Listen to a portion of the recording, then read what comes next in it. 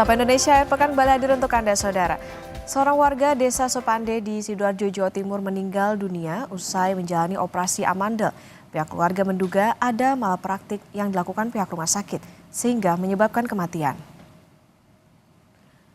Korban meninggal dunia pada 21 September lalu, usai menjalani operasi amandel di sebuah rumah sakit swasta di kawasan kota Sidoarjo.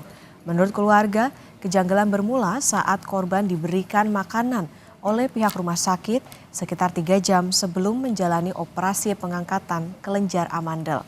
Pihak keluarga tidak pernah menandatangani surat persetujuan dari rumah sakit soal tindakan operasi terhadap korban. Pihak keluarga menilai rumah sakit menyembunyikan penyebab kematian korban. Pasalnya, pihak rumah sakit menyampaikan bahwa penyebab kematian karena korban mengalami gagal jantung.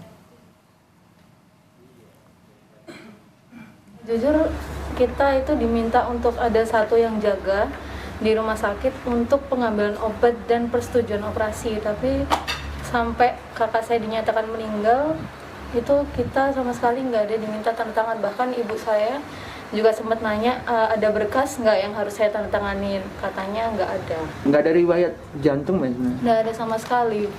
Pemeriksaan sebelumnya nggak ada riwayat jantung juga?